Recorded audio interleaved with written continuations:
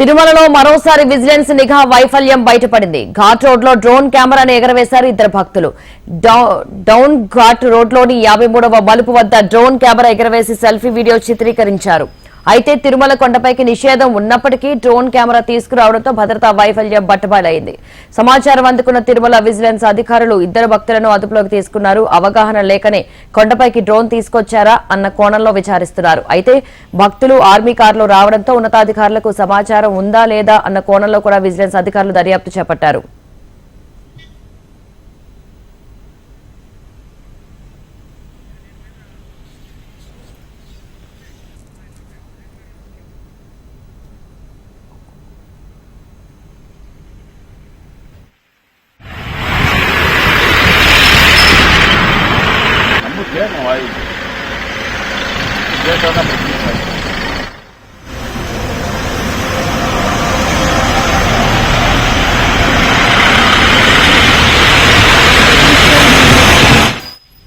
తిరుమలలో మరోసారి విజిలెన్స్ నిఘా వైఫల్యం బయటపడింది. ఘాట్ రోడ్ లో డ్రోన్ కెమెరాను ఎగరవేశారు ఇద్దరు భక్తులు.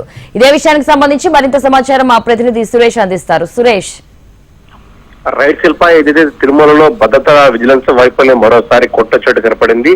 తిరుమల శ్రీవారి ఆలయం పని కావచ్చు, తిరుమలలో కావచ్చు, ఇటువంటి డ్రోన్ కెమెరా ఎగరేయకూడదని నిషేధం ఉంది. ఈ నేపథ్యంలో గతంలో కూడా డ్రోన్ కెమెరా ఎగరేసి శ్రీవారి ఆలయాన్ని చిత్రీకరణ సమయంలో కూడా కేసు నమోదు. తాజాగా మరోసారి ఘాట్ రోడ్ లో 53వ మలుపు మోకాల పర్వతం సమీపాన శ్రీవారి దర్శించుకుని తిరుగు ప్రయాణంలో ఘాట్ రోడ్ లో ఉన్న భక్తులు డ్రోన్ కెమెరాన్ని ఆకాశంలో ఎగరేశారు. ఆ లొకేషన్ కూడా చిత్రీకరిస్తున్న సమయంలో కొందరు భక్తులు ఈ వీడియోని చిత్రీకరించారు.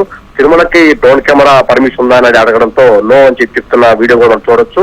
పూర్తి స్థాయిలో తిరుమలకు ఆ డ్రోన్ కెమెరాలు కావచ్చు, మరి ఇతర కెమెరాలు భారీ స్థాయిలో అనుమతి లేదు. మరోపక్క ఎటువంటి ఏ కెమెరా ఇది కూడా అనుమతి లేనప్పటికీ ఈ డ్రోన్ కెమెరా ఎలా పైకి వచ్చిందనే కోణంలో టీటీడీ విజిలెన్స్ విభాగం సిబ్బంది ఆ ఇద్దరిని కూడా అదుపులో తీసుకున్నారు. వీళ్ళు అస్సాం వాసులుగా తెలుస్తుంది. అయితే కారు మీద ఆర్మీ అని ఉండడంతో ఉన్నతాధికారులకు సమాచారం వచ్చారా, వీళ్ళు ఏ రూట్ లో పైకి వచ్చారు, విఐపి ద్వారా వచ్చారా, లేకపోతే మరోపక్క చెక్ పాయింట్ లో ఏ విధంగా ఉన్నారు అనే కోణంలో కూడా దర్యాప్తు చేస్తున్నారు. ప్రస్తుతానికైతే తిరుమల శ్రీవారి ఆలయం సంబంధించి ఆ భద్రత మీద ఇప్పటికే అనేక అనుమానాల్లోనే గతంలో కూడా పూర్తి స్థాయిలో విచారణ చేపట్టాలని కేంద్ర కమిటీ కూడా నివేదిక ఇచ్చింది. శిల్ప, రైట్ సురేష్, థ్యాంక్ యూ.